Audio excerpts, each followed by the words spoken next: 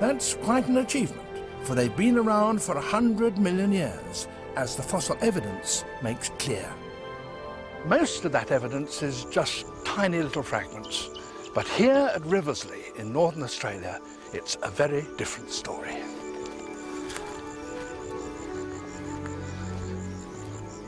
"50 million years ago, Australia was a much wetter country than it is today, and just here was then a swampy area. The bones of animals that died in or around those swamps became buried in limy mud at the bottom of the pools and are now preserved in limestone.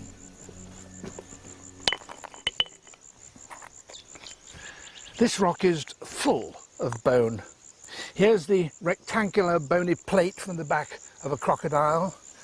The rest of it looks as though it's bird bone. But the limestone in which these bones are embedded is so hard that the only way to get them out is to put the whole block in a bath of acid for a few weeks. The limestone then dissolves away, and what is left is sometimes the most extraordinary bones, beautifully preserved.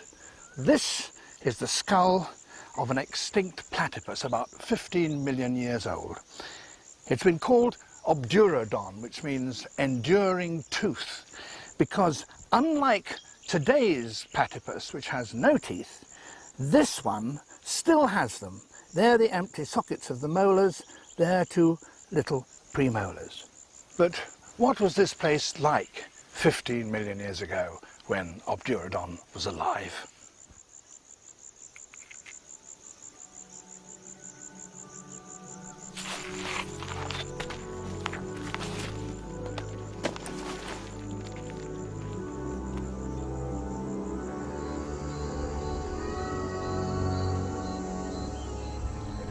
The night sky would have been full of the calls of animals in the surrounding lush tropical forests. Obdurodon, just like the modern platypus, would have spent much of its time swimming in pools. But in the trees around, there were other mammals of a rather different kind, marsupials. There were many different kinds of possums, very similar to those alive today. Down on the ground, though, there were less familiar creatures, like this large marsupial leaf-eater. Nothing like it is alive today.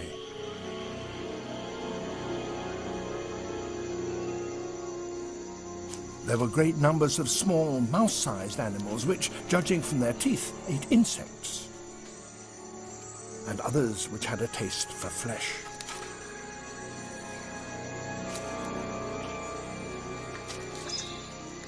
And preying on all these small animals, a marsupial lion, which was certainly big enough to make a meal of an unwary Obdurodon.